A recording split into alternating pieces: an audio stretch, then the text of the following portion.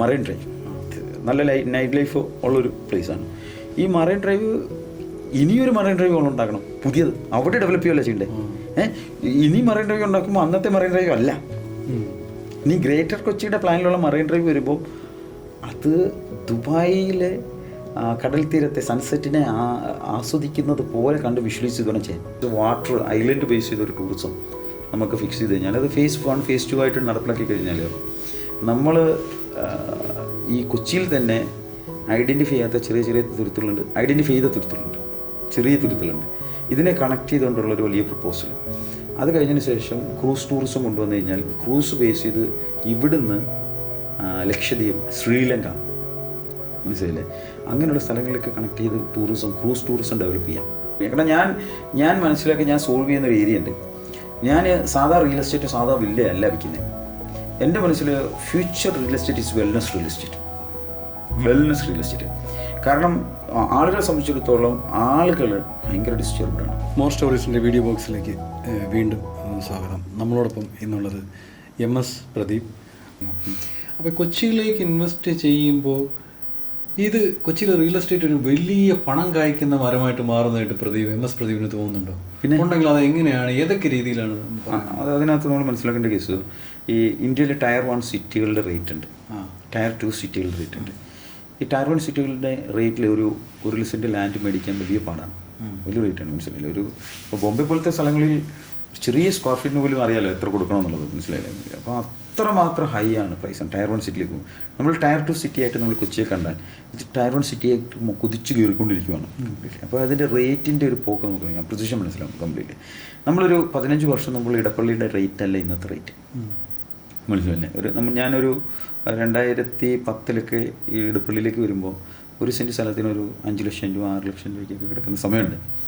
ഇന്നതൊരു 40-50 ലക്ഷം രൂപ 60 ലക്ഷം രൂപയായി. 16 വർഷം കൊണ്ടാണ് മാറിയത്.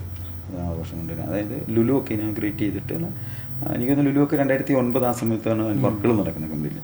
അത് കഴിഞ്ഞിട്ട് ഇന്നത്തെ വില നോക്കി, ഇതിൻ്റെ കുതിച്ചുകയറ്റം മനസ്സിലാക്കി. ഇൻഫോ പാർക്ക് വരുന്ന സമയത്ത് അവിടുത്തെ സ്ഥലത്തിൻ്റെ വിലയാണ് ഇന്നത്തെ. ഇപ്പോൾ ഇൻഫോ പാർക്കിൻ്റെ അടുത്തൊരു 16-18 രൂപ 20 രൂപ. ഇപ്പോൾ ഇൻഫോ പാർക്കിൽ നിൽക്കുന്ന ടിൻഡോർ നിൽക്കുന്ന ഇടച്ചല എന്ന് പറയുന്നൊരു പ്ലേസാണ്. നമ്മുടെ പ്രോജക്റ്റ് നിൽക്കുന്ന അവിടെയാണ്. അവിടെ ലാസ്റ്റ് പ്രമാണം ചെയ്ത് 24 ലക്ഷം രൂപയ്ക്കാണ്, മനസ്സിലായി? ലാസ്റ്റ് പ്രമാണം പള്ളിക്കര 10 ലക്ഷം രൂപയായി, പള്ളിക്കര ടൗണിൻ്റെ അടുത്ത് 10-12 കിഴക്കമ്പലത്തൊക്കെ 7-8 രൂപ വിലയായി, മനസ്സിലായില്ലേ? ഇപ്പോൾ സ്ഥലത്തിൻ്റെ വിലക്കയറ്റം എന്ന് പറയുന്നത് ഓരോ രീതിയിൽ ഡിമാൻഡ് വരുന്നതനുസരിച്ചാണല്ലോ. നമ്മളിവിടെ ഈ ഇത്രയും പൈസ കൊടുത്ത് സ്ഥലം മേടിച്ചാൽ ഇതിനെ എങ്ങനെ റിട്ടേൺ ആക്കാൻ പറ്റും? ഇത് സ്ഥലം മേടിക്കുമ്പോൾ ഒന്ന് ലാൻഡിന് അപ്രിസിയേഷൻ കൂടുന്നുണ്ട്, ഓട്ടോമാറ്റിക്കലി ലാൻഡിന് അപ്രിസിയേഷൻ. കാരണം കേരളം എന്ന് പറയുന്നത് ഒരു ചെറിയ സ്റ്റേറ്റാണ്, മനസ്സിലായി? ചെറിയ സ്റ്റേറ്റാണ്. ഈ ചെറിയ സ്റ്റേറ്റ് ഒരു കൺസ്യൂമർ സ്റ്റേറ്റാണ് കംപ്ലീറ്റ്ലി. ഇവിടെ ഒരു സിറ്റി ലൈഫ് ആഗ്രഹിക്കുന്ന മലയാളികളെ സംബന്ധിച്ചിടത്തോളം കൊച്ചി ഒരു നല്ലൊരു പ്ലേസാണ്, എല്ലാ അടുത്തേക്കും ആക്സസ്. അതായത് ഫ്യൂച്ചർ ലൈഫ് സ്റ്റൈലാണ് അതിനകത്ത് ആദ്യം മനസ്സിലാക്കേണ്ടത്. വേൾഡ് ട്രാവൽ ചെയ്യുന്ന ആളുകളുടെ എണ്ണം കൂടി. അതായത് ഈ ലോക്ക്ഡൗണിന് ശേഷം ആളുകളുടെ ബിഹേവിയർ മാറി. നന്നായിട്ട് ട്രാവൽ ചെയ്യണം, നന്നായിട്ട് എൻജോയ് ചെയ്യണം, നന്നായിട്ട് സ്ട്രെസ് റിലീസ് ചെയ്യണം, ഈവൻറ്റ്സുകൾ അറ്റൻഡ് ചെയ്യണം, പറ്റാവുന്ന രാജ്യങ്ങളെല്ലാം എക്സ്പ്ലോർ ചെയ്യണം. അപ്പോൾ ഫ്രീക്വൻ്റ്ലി ട്രാവൽ ചെയ്യുന്ന ഒരാൾ. അപ്പം ഞാൻ മനസ്സിലാക്കിയത്, ഒരാൾ തിരുവല്ലക്കാരനായിട്ടുള്ള ഒരാൾ അവിടെ നിന്ന് ട്രാവൽ ചെയ്ത് ലൈഫ് എൻജോയ് ചെയ്യാൻ തീരുമാനിച്ചുകൊണ്ടിരിക്കട്ടെ, അയാൾക്ക് അങ്ങോട്ടും ഇങ്ങോട്ടും പോകുന്ന യാത്ര ടയർഡ്നെസ് കൊച്ചിയിൽ ഒരു സെൻട്രലൈസ് ചെയ്തൊരു പ്ലേസ് വെച്ച് അദ്ദേഹത്തിൻ്റെ ബിസിനസ്സും മീറ്റിങ്ങുകളും അറ്റൻഡ് ചെയ്യാനും യാത്രകളും. അപ്പോൾ അവർക്കെല്ലാം കൊച്ചി ഒരു റൈറ്റ് ഇൻവെസ്റ്റ്മെൻറ്റ്, കുട്ടികളുടെ നല്ല പഠനം, സ്കിൽ ഓറിയൻറ്റഡ് പേഴ്സണാലിറ്റീസ് കൂടുന്നുണ്ട് ഫ്യൂച്ചറിൽ, മനസ്സിലായില്ലേ? പഴയ പോലെയല്ല. ഈ സ്കിൽ ഓറിയൻറ്റഡ് പേഴ്സണാലിറ്റി എന്ന് പറഞ്ഞാൽ ആളുകൾക്കുള്ള ആക്റ്റീവ് സ്കില്ല്, എക്സ്പ്രഷൻ സ്കില്ല്, പാട്ടിൻ്റെ സ്കില്ല്, മൾട്ടിപ്പിൾ ആയിട്ടുള്ള എന്തൊക്കെ പഠിച്ചിരിക്കാമോ അതെല്ലാം പഠിച്ചിരിക്കണം കംപ്ലീറ്റ്ലി. അങ്ങനെയുള്ള ഒരു വലിയൊരു വിഭാഗം ആളുകൾ വരുന്നുണ്ട്. പഠനത്തിനേക്കായി ഇൻഫർമേഷൻ ഈസ് എവരിവെയർ, മനസ്സിലായി? അങ്ങനെയുള്ള വിദ്യാർത്ഥികളെ പഠിപ്പിക്കാൻ പറ്റുന്ന ഒരു സ്ഥലം, മനസ്സിലായി? ഇങ്ങനെയൊക്കെ ഒത്തിരി കൺസിഡറേഷൻ ഉണ്ട്. ഒരാളൊരു ഫാമിലി പ്ലാൻ ചെയ്യുമ്പോൾ ഒത്തിരി കൺസിഡറേഷൻ ഉണ്ട്. ഞാനൊരു വീട് ഇവിടെ മേടിച്ചിട്ട് എങ്ങനെയായാലും അതിന് ഈ കച്ചവടമാക്കാൻ പറ്റും, അല്ലെങ്കിൽ റെന്റൽ ഇൻകം കിട്ടും. ഇത് വെറുതെ കിടക്കത്തില്ല. കൊച്ചിയിൽ അങ്ങനെ കഴിഞ്ഞു. കൊച്ചിയിൽ കാക്കനാട് എന്ന് റെന്റലിന് ഭയങ്കര ഹൈ ഡിമാൻഡുള്ള സ്ഥലമാണ് കാക്കനാട്. ഇപ്പോൾ ഏറ്റവും കുറഞ്ഞ റെന്റിൽ കൊച്ചിയിലൊക്കെ എത്രയാണ്? ഇപ്പം ഞാൻ പറയട്ടെ, ഇപ്പം ഈ കേരളത്തിൽ അല്ല കൊച്ചിയിൽ നോക്കുമ്പോൾ നമ്മൾ കല്ലൂരും ഇടപ്പള്ളിയേക്കായി റെന്റിൽ കാക്കനാടുണ്ട്. കാക്കനാട് ഒരു ഹോസ്റ്റലിൻ്റെ റെൻറ്റ് ഞാൻ പറയും, ഇവിടെ ആണെങ്കിൽ ഒരു 4000-5000 രൂപയൊക്കെ ഉണ്ടെങ്കിൽ ഒരു റൂമിൽ 4 പേരുള്ള റൂമിൽ ഒരാൾക്ക് കഴിയാൻ പറ്റും. അവിടെ 8000 രൂപ വേണം, മനസ്സിലല്ലേ? ഒരു അപ്പാർട്ട്മെൻറ്റിൽ ചെറിയ 2 BHK അപ്പാർട്ട്മെൻറ്റിന് 18 രൂപ കൊടുക്കണം. 3ലേക്ക് പോകുമ്പോൾ അതൊരു 40-50 കൊടുക്കണം. വില്ലയിലേക്ക് പോകണമെങ്കിൽ നല്ല വില്ലയ്ക്ക് 1 രൂപ വരെ മേടിക്കുന്നില്ല. 1 ലക്ഷം രൂപ വരെ കിട്ടാനില്ലല്ലോ. കാക്കനാട് ഒരു 3 കിലോമീറ്റർ 4 കിലോമീറ്റർ ഒക്കെ വില്ല കമ്മ്യൂണിറ്റി. ഇൻഡിവിജ്വൽ വീട് ഓക്കെയാണ്. ഇൻഡിവിജ്വൽ വീട് എന്ന് പറയുന്ന കോൺസെപ്റ്റിനകത്ത് കുറേ റിസ്ക് ഫാക്ടേഴ്സ് ഉണ്ട്. റിസ്ക് ഫാക്ടേഴ്സ് എന്ന പഴയ രീതിയിൽ കൾച്ചർ മാറി. കമ്മ്യൂണിറ്റി ലിവിങ് ഭയങ്കരമായിട്ട് ആഗ്രഹിക്കുന്നു. കാരണം എന്താണെന്ന് വെച്ച് കഴിഞ്ഞാൽ ആളുകൾക്കുള്ള കണക്ടിവിറ്റി നഷ്ടപ്പെടുന്നുണ്ട്. മനസ്സിലായി, ഫോണ്, ഇൻ്റർനെറ്റ്, ആളുകൾ പേഴ്സണലൈസ്ഡ് ആയിക്കൊണ്ടിരിക്കുന്നു. അപ്പോൾ കമ്മ്യൂണിറ്റി ലിവിങ്ങിൻ്റെ പ്രസക്തി വളർന്നു. മനസ്സിലായി, ഈ കമ്മ്യൂണിറ്റി ലിവിങ്ങിൻ്റെ പ്രസക്തി വന്നപ്പോൾ ഇൻഡിവിജ്വൽ വീട് എന്ന് പറയുന്നതിനെ ഒത്തിരി തൊട്ടടുത്ത് ആരാ താമസിക്കുന്നതെന്ന് അറിയില്ല. മനസ്സിലായില്ലേ? അപ്പോൾ സേഫ്റ്റി കൺസേൺസ് ഉണ്ട്. പലപ്പോഴും ആളുകൾക്ക് സംസാരിക്കാൻ സ്ട്രെസ് കൺസേൺസ് ഉണ്ട്. പിന്നെ മൾട്ടിപ്പിൾ ആയിട്ടുള്ള ഫെസിലിറ്റീസ് യൂസ് ചെയ്യണം. മനസ്സിലായില്ലേ? ബിസിനസ് ലോഞ്ച്, ടർഫുകൾ, ഇതൊക്കെ യൂസ് ചെയ്യുന്ന കമ്മ്യൂണിറ്റീസ് കൂടി. അപ്പോൾ ഇത്ര ഒരു വില്ലയ്ക്ക് 1 ലക്ഷം രൂപ ഒരു വാടക ഇവിടെ കിട്ടും. ഒന്നിൽ കൂടുതൽ കിട്ടും. ഒന്നിൽ കൂടുതൽ മേടിക്കുന്നവരുണ്ട്. കാരണം ഇൻഫോ പാർക്കിൽ ധാരാളം 80 കമ്പനികൾ വില്ല ഹയർ ചെയ്തിട്ടുണ്ട്, വില്ല ഇതിട്ടിട്ടുണ്ട്, എഗ്രിമെൻറ്റിലൊക്കെ ഇട്ടിട്ടുണ്ട്. കാര്യം എന്ന് വെച്ച് കഴിഞ്ഞാൽ അവരുടെ വിസിറ്റേഴ്സ് ഒന്ന് ഫോറിനേഴ്സാണ്. അവർ വിസിറ്റ് ചെയ്യുമ്പോൾ അവർക്ക് 10 ദിവസത്തിനൊക്കെ കൊടുക്കാൻ അവിടെ ഹോട്ടൽസ് ഇല്ല. അവിടെ ആകെ ഉള്ളത് 4.0 ഹോട്ടൽ മാത്രമാണ് സ്റ്റേയിങ്ങൾ. മിക്കവാറുള്ള ദിവസം എല്ലാം ഫുള്ളാണ്. മനസ്സിലല്ലേ? അവർ വില്ല നോക്കുന്നുണ്ട്. ഫ്ലാറ്റിൽ കൊടുക്കാതെ ഒരു വില്ല കൊടുക്കും, നല്ല വില്ലകൾ കൊടുക്കും, കമ്മ്യൂണിറ്റീസ് ഉള്ള വില്ല കൊടുക്കും. റെൻ്റൽ ഭയങ്കര കൂടുതലാണ്. റെൻ്റ് കമ്പനികൾ വില്ല റെൻറ്റിന് എടുക്കുന്നുണ്ട്, സെലിബ്രിറ്റീസ് റെൻറ്റിന് എടുക്കുന്നുണ്ട്. പിന്നെ കേരളത്തിലെ മിക്കവാറുള്ള സെലിബ്രിറ്റീസിനെല്ലാം കൊച്ചി ബേസ് ചെയ്തൊരു താവളമുണ്ട്. അവർക്കൊന്നും മേടിച്ചാൽ പോരെ. മേടിക്കുന്നവരും ഉണ്ട്, റെന്റിൽ താമസിക്കുന്നുണ്ട്. ഒത്തിരി ആളുകൾ, മിക്കവാറുള്ളവരെല്ലാം റെന്റിൽ താമസിക്കുന്നവരുണ്ട്. മേടിക്കുന്നവരെന്ന് പറയുമ്പോൾ വളരെ ചുരുക്കം ആളുകളാണ് മേടിച്ചിട്ടുള്ളത്. മനസ്സിലായില്ലേ? നമ്മൾ ഒത്തിരി എനിക്കറിയാവുന്ന ഒത്തിരി ആളുകൾ റെന്റിൽ താമസിക്കുന്നുണ്ട്, ഹൈ റെന്റിൽ താമസിക്കുന്നുണ്ട്. മനസ്സിലല്ലേ? അപ്പോൾ കാര്യം എന്ന് വെച്ച് കഴിഞ്ഞാൽ അവരുടെ എല്ലാ ഫെസിലിറ്റീസും നടക്കും. അവർക്ക് ഷൂട്ടിംഗ് തൊട്ട് അടുത്തടുത്തുള്ള ലൊക്കേഷനിലെല്ലാം പോകും. കാരണം നമുക്കറിയാമല്ലോ, കേരളത്തിലെ ഏറ്റവും പ്രധാനപ്പെട്ട ലൊക്കേഷനിലൊക്കെ തന്നെ തൊടുപുഴ, മൂവാറ്റുപുഴ, കൊച്ചി തന്നെയുള്ള ബീച്ച് സൈഡ്സുകൾ, അങ്ങനെയൊക്കെയുള്ള ഒത്തിരി അടുത്തുള്ള ആലപ്പുഴ ആയാലും ശരി, എല്ലായിടത്തേക്കും, മലബാറാണെങ്കിലും ശരി, എല്ലായിടത്തും വീക്കെൻഡായിട്ടുള്ള മൂന്നാർ, എല്ലായിടത്തും ട്രാവൽ ചെയ്യാനുള്ളൊരു റൈറ്റ് പ്ലേസ്. പ്രദീപ് പറയുന്നത് ഒരു ചെറിയ കട, 2 സെൻറ്റ് സ്ഥലം കിട്ടിയാലും കൊച്ചിയിൽ മേടിച്ചോണം. അത് ഏരിയ നോക്കണം, അതിൻ്റെ പെർസ്പെക്റ്റീവ് നോക്കണം. വെറുതെ സ്ഥലം മേടിച്ചാൽ അത് എപ്പോഴും നമ്മളൊരു എല്ലാ ലാൻഡും മേടിക്കണം എന്നല്ല അതിനർത്ഥം. ഈ ലാൻഡുകളിലുള്ള ഒരു ഉപയോഗം എന്താണെന്ന് തിരിച്ചറിയണം. പല ഏരിയകൾ, അതിനുള്ള കാര്യങ്ങൾ. പക്ഷേ ലാൻഡ് വാല്യൂ എന്ന് പറഞ്ഞാൽ ഹൈ ആയിക്കൊണ്ടിരിക്കുകയാണ്.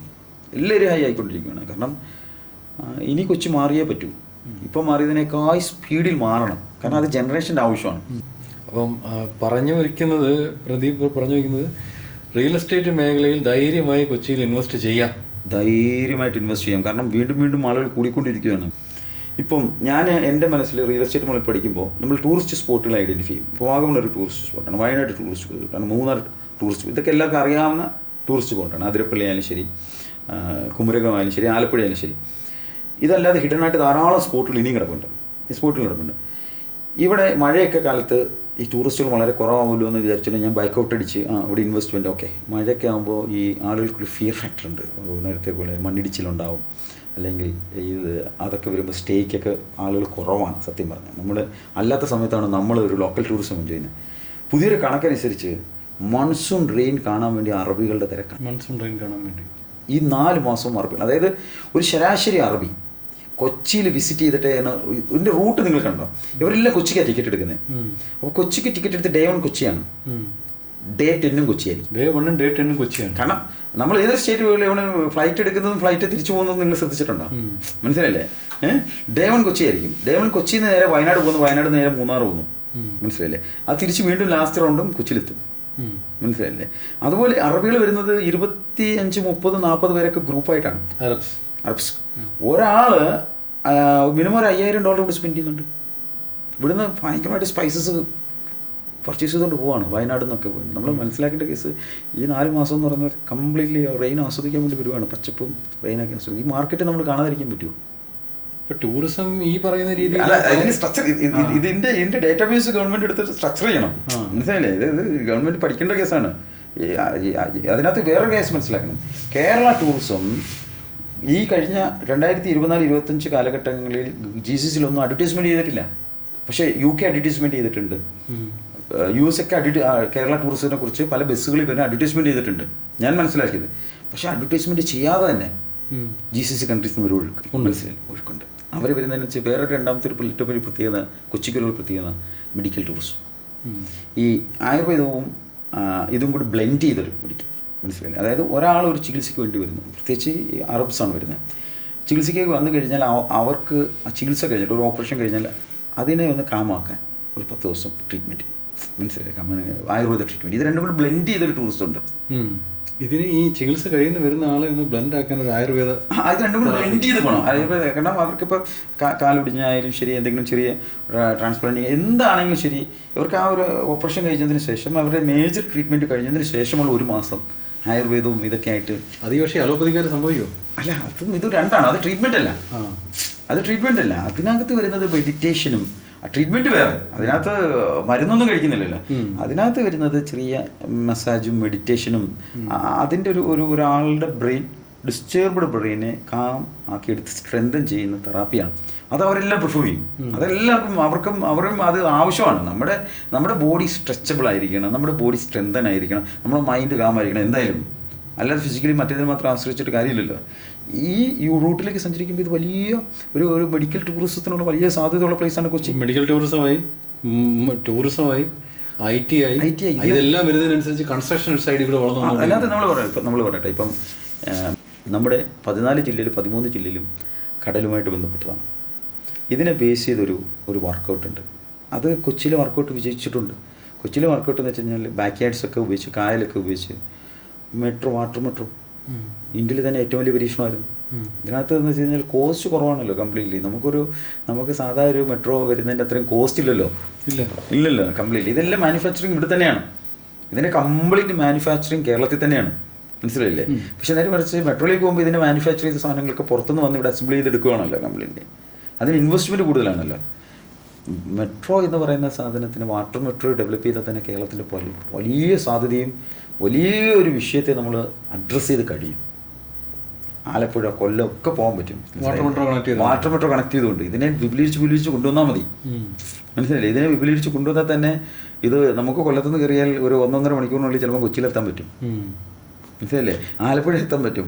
ഇതിനെ ബേസ് ചെയ്ത് ക്രൂസ് ടൂറിസം, അതിനൊക്കെ ഏറ്റവും വലിയ ഇതെന്ന് വെച്ച് കഴിഞ്ഞാൽ ഞാൻ മനസ്സിലാക്കിയത് ഈ back yards, water, island base ചെയ്തൊരു ടൂറിസം നമുക്ക് ഫിക്സ് ചെയ്ത് കഴിഞ്ഞാൽ, അത് ഫേസ് 1 ഫേസ് 2 ആയിട്ട് നടപ്പിലാക്കി കഴിഞ്ഞാൽ നമ്മൾ ഈ കൊച്ചിയിൽ തന്നെ ഐഡൻറ്റിഫൈ ചെയ്യാത്ത ചെറിയ തുരുത്തുകളുണ്ട്, ഐഡൻറ്റിഫൈ ചെയ്ത തുരുത്തുകളുണ്ട്, ചെറിയ തുരുത്തുകളുണ്ട്.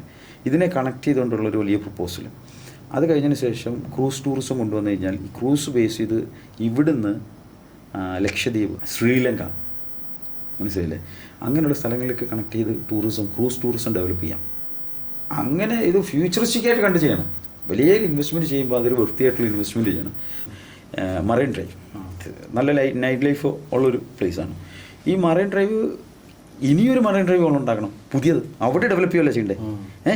ഇനി മറൈൻ ഡ്രൈവ് ഉണ്ടാക്കുമ്പോൾ അന്നത്തെ മറൈൻ ഡ്രൈവ് അല്ല, ഇനി ഗ്രേറ്റർ കൊച്ചിയുടെ പ്ലാനിലുള്ള മറൈൻ ഡ്രൈവ് വരുമ്പോൾ അത് ദുബായിലെ കടൽ തീരത്തെ സൺസെറ്റിനെ ആസ്വദിക്കുന്നത് പോലെ കണ്ട് വിഷ്വലൈസ് ചെയ്ത് വേണം ചെയ്യാൻ. അല്ലേ? കാരണം അന്നത്തെ കാലത്തെ ചിന്തയല്ലല്ലോ, അന്നത്തെ മറൈൻ ഡ്രൈവ് ഡെവലപ്പ് ചെയ്ത ചിന്തയല്ല ഇന്ന് ഒരാൾക്ക് ഒരു ഏരിയ ബ്ലെൻഡ് ചെയ്ത് ചെയ്യണമെങ്കിൽ ടൂൾസുകൾ അവൈലബിൾ ആണ്, മനസ്സിലായില്ല? അതിനെ വിഷ്വലൈസ് ചെയ്യാനുള്ള ടൂൾസുകൾ അവൈലബിൾ ആണ്. ബേസ് ചെയ്തുള്ള കാര്യങ്ങൾ പലതിനെ സോൾവ് ചെയ്യും. ഒരു ഏരിയ എങ്ങനെ മാറ്റണം എന്നതിനെക്കുറിച്ച് എയ്ക്ക് സോൾവ് ചെയ്ത് തരാൻ പറ്റും, മനസ്സിലായില്ലേ? അപ്പോൾ ഒത്തിരി ഫിക്സഡ് കോസ്റ്റ് നമ്മൾ മാറി, ഒരു ഏരിയ എങ്ങനെയൊക്കെ മാറ്റണം എന്നുള്ള റിസർച്ച് മാറി. ഇനി കേരളത്തിൻ്റെ ഇന്ത്യൻ റെയിൽവേയുടെ ഒരു മാറ്റം ഉണ്ടാവണം, ഇന്ത്യൻ റെയിൽവേയുടെ ഒരു മാറ്റം. അതിന് നമ്മൾ ജപ്പാൻ പോലെ, ചൈന പോലുള്ള രാജ്യങ്ങളിൽ ഇപ്പം പോയിക്കൊണ്ടിരിക്കുന്ന അതിവേഗ റെയിൽ സംവിധാനം, നിലവിലെ റെയിലിൻ്റെ മാറ്റം തന്നെ നമ്മൾ സ്റ്റേഷൻ്റെ മാറ്റങ്ങൾ, എറണാകുളം തന്നെ സ്റ്റേഷൻ മാറിക്കൊണ്ടിരിക്കുകയാണ് കംപ്ലീറ്റ്. അപ്പോൾ അതിനനുസരിച്ചുള്ള മാറ്റം ഉണ്ടാവും. ഒരു എയർപോർട്ട് പോലെ ആയി വരാം. ആളുകൾക്ക് അത്രയും ഫെസിലിറ്റീസ് കൊടുക്കണം. സ്റ്റേറ്റ് ഗവൺമെൻറ്റിൻ്റെ റോഡുകൾ, പാലങ്ങൾ, ഒരു സിറ്റി ഡെവലപ്മെൻറ്റ് അതും ഉണ്ടാവണം. ഇതിനനുസരിച്ച് വരുമ്പോൾ കമ്പനികൾ കുതിച്ചു കയറും. കൊച്ചി അത്ര വിശാലമായും നല്ല പ്രകൃതിരമണീയമായ സ്ഥലമാണ്. എന്നിട്ട് ഇതിനകത്ത് ഏരിയയുടെയൊക്കെ സഹായത്തോടു കൂടി ഒരു ഏരിയ എങ്ങനെ മാറ്റണമെന്ന് കണ്ട് വിഷ്വലൈസ് ചെയ്ത് അതിനെ ഇംപ്ലിമെൻറ്റ് ചെയ്യണം. നമ്മൾ ഇനിയും ചെയ്യേണ്ടത് 2040 2050 കണ്ടിട്ട് വേണം ഡെവലപ്പ് ചെയ്യേണ്ടത്. അതല്ലാതെ ഇപ്പോഴത്തെ പ്രസൻറ്റിനെ കണ്ട് തക്കാലം ചെയ്യുന്ന പരിപാടികളൊക്കെ നിർത്തണം, മനസ്സിലല്ലേ? അത് തട്ടിമുട്ടി പോകുന്നത് നമുക്കൊരു വാല്യുവേഷൻ ഉണ്ടാക്കില്ല. ഈ നാഷണൽ ഹൈവേയുടെ ഡെവലപ്മെൻറ്റ് ഇപ്പോൾ കൊച്ചിയിൽ നടക്കുന്നുണ്ടല്ലോ, ഇത് ഇവിടുന്ന് നേരെ കാക്കനാടേക്ക് പെട്ടെന്ന് കയറാനുള്ള ഏതൊക്കെ വഴികളാണുള്ളത്? നാഷണൽ ഹൈവേയുടെ ഡെവലപ്മെൻറ്റ് നടക്കുമ്പോൾ ആക്ച്വലി നമ്മൾ തിരുവനന്തപുരം മുതൽ കാസർഗോഡ് വരെ പോകുന്ന വേഗതകൾ വളരെ സേഫായിട്ട് പോകാനും രണ്ടുപേരും പാതയാകുമ്പോൾ ആക്സിഡൻറ്റുകൾ വളരെ കുറയും, വളരെ ഫാസ്റ്റായി. അപ്പോൾ ഇതുവഴി കണക്ട് ചെയ്ത് പല ടൂറിസ്റ്റ് ഡെസ്റ്റിനേഷനിലേക്ക് പോകാൻ പറ്റും. ഇത് ടൂറിസ്റ്റിന് ഒരു സൈഡിൽ ടൂറിസം മൊത്തം വളരും, മനസ്സിലായില്ലേ.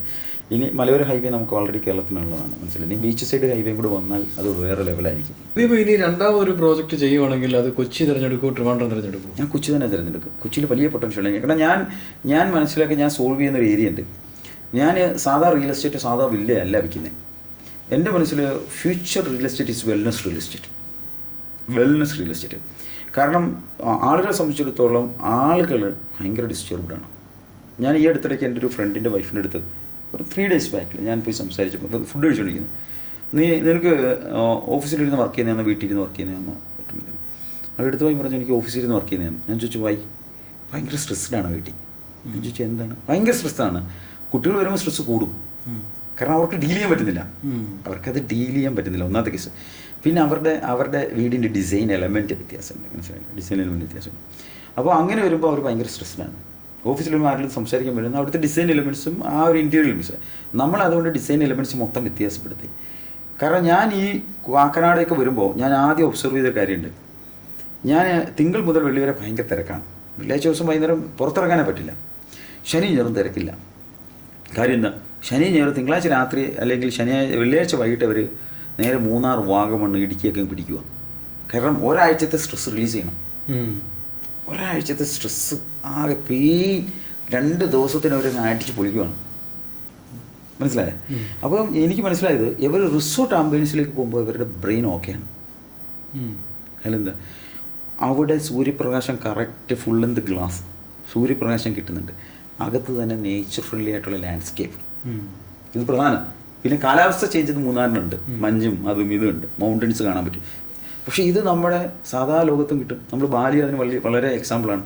ബാലിയിലേക്ക് ചെല്ലുമ്പോൾ ബാലിയിൽ ഈ മൗണ്ടൻസ് ഒന്നും ഇല്ലെങ്കിൽ പോലും, മഞ്ഞില്ലെങ്കിൽ പോലും ഫിസിക്കലി കാണുന്ന ലാൻഡിനെ തന്നെ ബാലി സ്റ്റൈൽ അവർ ഡെവലപ്പ് ചെയ്തിരിക്കുകയാണ്. Full length glass, nature stone, നല്ല ലാൻഡ്സ്കേപ്പ്, ട്രീസൊക്കെ വെച്ച്. അപ്പോൾ അതേ സ്റ്റൈൽ തന്നെ നമുക്ക് ചെയ്യണം. ഒരു ഒരു ഒരു റിസോർട്ടിൽ താമസിക്കുന്ന പോലെ നമ്മുടെ വില്ല അനുഭവിക്കണം. ഇതായിരുന്നു നമ്മുടെ ഫസ്റ്റ് ഗോൾ, മനസ്സിലായില്ലേ. എന്തുകൊണ്ട് അവർ വളരെ ഒരു കുടുംബം, ഒരു ഭാര്യ, ഭർത്താവ്, 2 കുട്ടികൾ വളരെ പോസിറ്റീവായിട്ട് വീട്ടിൽ ഇരുന്നൂടാ. അപ്പോൾ ഞങ്ങൾ ഒരാൾ ലിവ് ചെയ്യുന്ന 5 ഏരിയാസ് ഞാൻ എടുത്തിട്ട് living space, kitchen, dining, bathroom, bedroom, ഈ 5 ഏരിയയിൽ ലാൻഡ്സ്കേപ്പിനെ കണക്ട് ചെയ്യാം. എന്താണ് മാർഗം? ആർക്കിടെക്ചറിൽ ഇതിന് ഫുൾ ലെന്ത് ഗ്ലാസ്. ഒരു ഹോട്ടലിൽ വരുമ്പോൾ ട്രഡീഷണൽ ജനൽ മാറ്റിയിട്ട് ഫുൾ ലെന്ത് ഗ്ലാസ്, ഈ ഫുൾ ലെന്ത് ഗ്ലാസ് അവിടെ ഉണ്ടായിരിക്കണം കംപ്ലീറ്റ്. ഇതൊക്കെ നമ്മളൊരു ബേസിക് മാനദണ്ഡത്തിലാണ് നമ്മൾ ആ ഡ്രോയിങ് പ്രിപ്പയർ ചെയ്തത്. പക്ഷേ അതിനൊക്കെ നല്ല റിസൾട്ട് വന്നു. നമ്മൾ നോക്കിയപ്പോൾ നമ്മുടെ 4 ബാത്റൂമും സ്കൈ വ്യൂ ആണ് 4 BHK. അതായത് മനസ്സിലാക്കേണ്ട കേസ് ട്രഡീഷണൽ ആയിട്ടുള്ള എക്സോസ്റ്റ് ഇല്ല ഒരു ബാത്റൂമിൽ. അങ്ങനെ കേരളത്തിൽ ആദ്യത്തെ പ്രോജക്റ്റ് ആയി. ഞങ്ങളുടെ 4 bedroom-ഉണ്ട്, 5 bedroom-ഉണ്ട്. 4 bedroom ആയാലും 5 bedroom ആയാലും എല്ലാ ബാത്റൂമും നേച്ചർ ഫ്രണ്ട്ലിയാണ്. ഡയറക്റ്റ് ലാൻഡ്സ്കേപ്പിൽ ഒന്നിൽ ഇറങ്ങാം, എന്നാൽ എല്ലാ പ്രൈവസിയും ഉണ്ട്. അതായത് നമ്മൾ ബാത്റൂമിൽ ഇരിക്കുമ്പോൾ ബാത്റൂമിൽ നിന്ന് ലാൻഡ്സ്കേപ്പ് ട്രീ ആണ്, ഒരു ബാലി സ്റ്റൈല്, മനസ്സിലായില്ലേ. നമ്മൾ പിക്ചറിലൊക്കെ കണ്ടിട്ടുള്ളൂ. അല്ലെങ്കിൽ ബാത്റൂമിൽ ഇരിക്കുമ്പോൾ സ്കൈ വ്യൂ ആണ്, ഡയറക്റ്റ് സൺലൈറ്റ് ഇട്ട്. അങ്ങനെ ഒരു ആർക്കിടെക്ചറിലാണ് ഞങ്ങൾ അതിനകത്ത് ഇൻട്രൊഡ്യൂസ് ചെയ്തിരിക്കുന്നത്. എല്ലാ വില്ലിലും ഞാൻ ജഗൂസി വെച്ചു. ജഗൂസി എന്ന് പറയുമ്പോൾ ബാത്ത് ടബ് പോലല്ല, സ്വിമ്മിംഗ് പൂൾ പോലല്ല, 12 ടൈപ്പ് മസാജ് ഉണ്ട്, മ്യൂസിക് സിസ്റ്റം ഉണ്ട്. അപ്പോൾ എന്താ, ഒരാളെ സംബന്ധിച്ചിടത്തോളം എല്ലാ ദിവസവും സ്ട്രെസ്സിനെ റിലീസ് ചെയ്യാം. അവർ വർക്ക് ചെയ്യുമ്പോൾ സ്ട്രെസ്സിനെ റിലീസ് ചെയ്യാം. അപ്പം ഹോം എന്ന് പറയുന്നത് ഒരു പോസിറ്റീവ് അറ്റ്മോസ്ഫിയർ കിട്ടുന്ന, പ്രഷർ ടു പീസ്.